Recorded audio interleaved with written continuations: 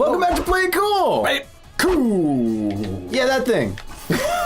Welcome back to the myth, the man, the legend, Erin, also known as AceTrainerErod. The man. Tells stories about X-Men and Marvel Comics and superhero stuff that he knows about, because I love that stuff. The legend.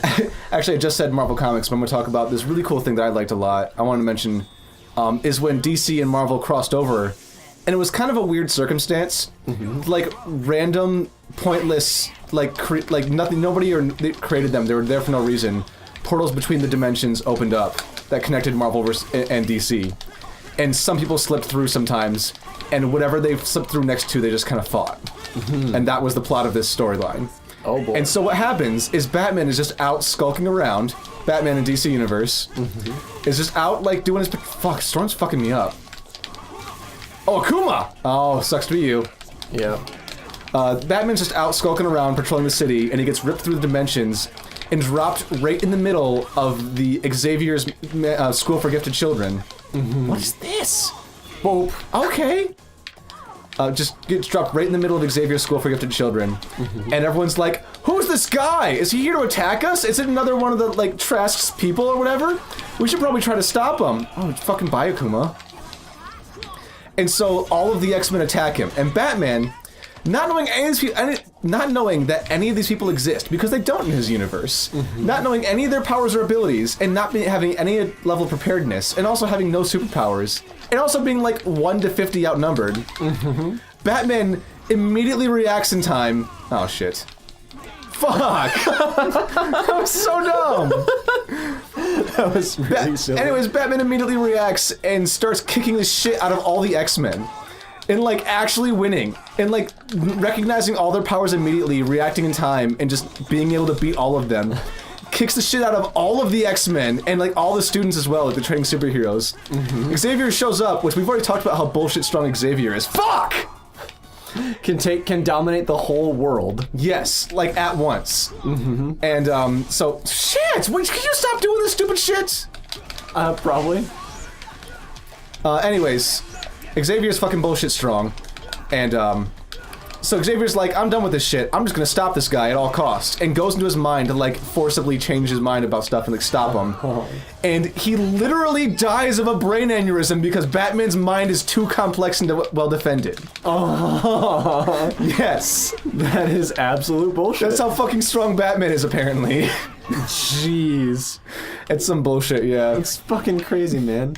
I think in that universe, Superman and Thor fought, didn't they? I don't recall exactly, but that sounds familiar. I think I remember. Which, by the way, spoiler alert, Thor wins. Yeah. You know, actually, if I remember that comic, which I think I do, because I've read snippets of it, Thor doesn't win as much as he absolutely fucking should, because Superman has no resistance to magic, which is almost all of Thor's power set. Superman has two weaknesses, just they don't ever talk about one. One of them's kryptonite, the other one's magic, but they never talk about magic. Right. But yeah, if you, like, have a magic paperclip, you can just stab him in the eye and, like, go to his brain and kill him. Yeah. Like, he has no resistance to magic. He's a regular person to magic. Right. What wound up happening in that one, though, is Thor hits him with Mjolnir, and it does not only doesn't immediately bash his fucking skull in and kill him, it actually, like, Superman and Thor have a full fight, like a full normal Superman versus literally anyone else fight. There should be no contest. Yeah. Thor is equally as strong and equally as durable. Maybe not quite as fast, but he's got the magic. Yeah, the magic is the big part. Because, like, Superman can just, like, drag the world around and, like, do all sorts of crazy bullshit in DC. And Thor might not be able to do that, but he just has his weakness. It'd be like if Thor had a Mjolnir made out of kryptonite. It's like, this should win, right? Yeah, this shouldn't be a fight. It's just, it's done and it's over. We're at the end of the fight now. But that wasn't what happened. And the way that the writer of this crossover comic decided to explain that is that Superman was worthy of Mjolnir and therefore couldn't be as hurt by it as he should have been. Because at the end of it, at the very end of the fight, they like clash and collide, and there's this giant crater, like the size of half of a city. As well there should be. And at the end of it, they, like, settle their differences by, like, talking it out. And Superman's like, all right, you know what, we had a bit of a falling out, and I'm sorry, I should have acted more responsibly than that, but I didn't, so, like, you have my apologies, here's your hammer back. and like lifts his hammer up like effortlessly and gives it to him. Shouldn't have been a thing, whatever. Yeah, it is really weird, and I don't know why that thing happened. But I could understand Superman being worthy of my Mjolnir. ass. I could totally understand Superman being worthy of Mjolnir. But he shouldn't be able to lift it. The magic shouldn't affect him. Well, it's not that he's immune or like anything to magic. Like if he's worthy of the hammer, he could still lift it. But it's still like if you can wield a gun, you know how to fire a gun. It's not that you're immune to bullets. Yeah, it's true. That's not the way that works. That is a very fair point. So he really, even lifting the hammer shouldn't have been enough to save him from the absolute fucking ass blasting that Mjolnir would have destroying me with this time. But take this! Son of a bitch! You fucking suck!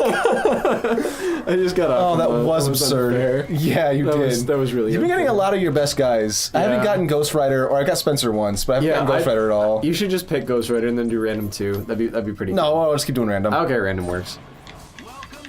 Actually, you know what? I got Iron Man that one time. Oh, it's true. You did get Iron Man. Oh, you got X-23. That's pretty okay. Yeah, I guess. I'm pretty okay. That could be worse. I got I got another fun Marvel story I want to tell. This is another alternate future storyline, because that happens in X-Men all the time. And X-Men's like my big thing. I fucking love X-Men.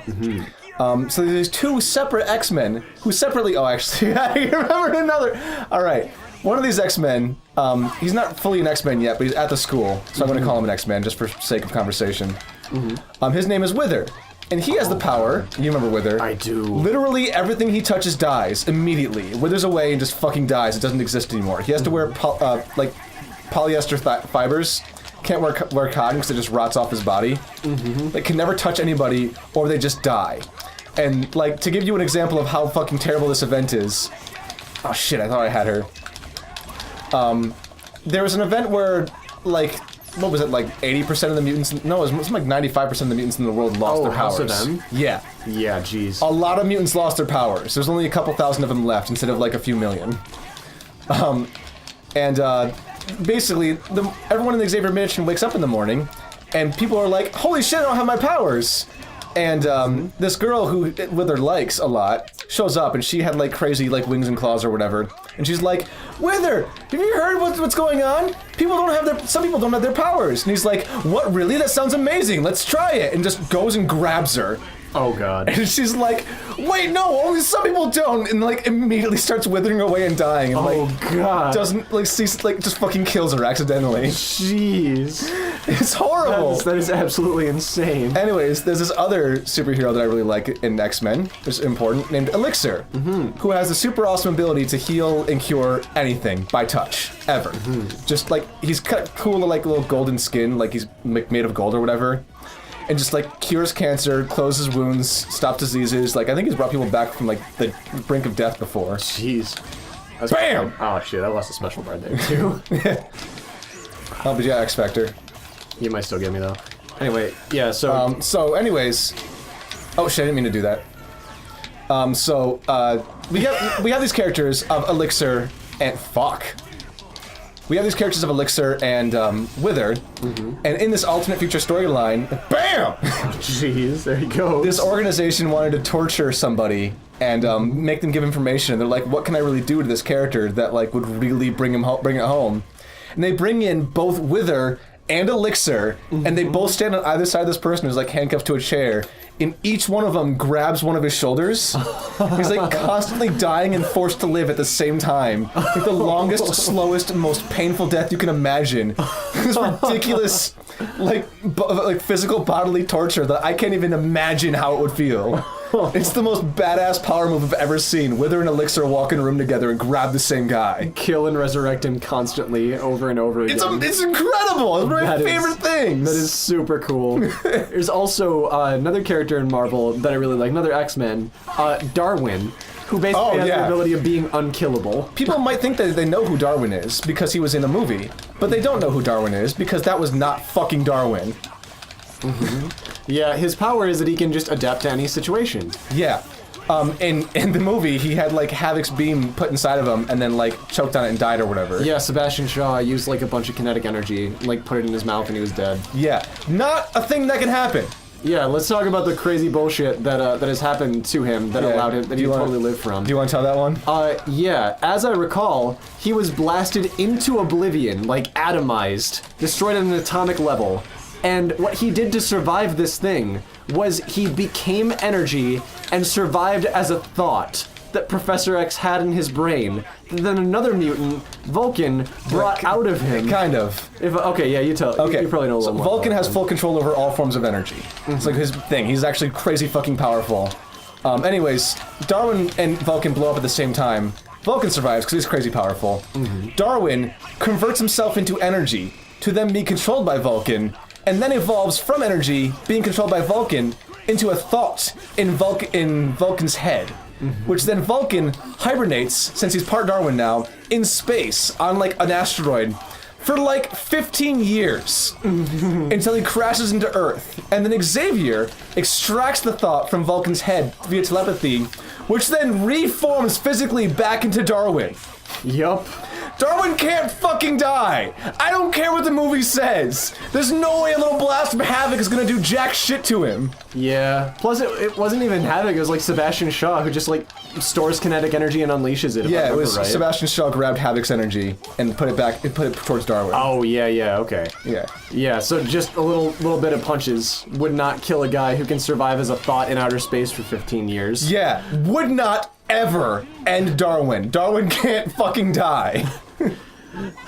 Unlike It was so bullshit. Unlike this episode of Play It Cool, which must come to a close, Darwin's life can never do that. Yeah, maybe we'll play some more of Marvel vs. Capcom some other time. I really like this game. We'll have to keep coming back to it or whatever. Yeah, this game is really cool. I just want to. I don't want to. Let's just set the win rate here and just compare and contrast and just look. Next time on Play It Cool.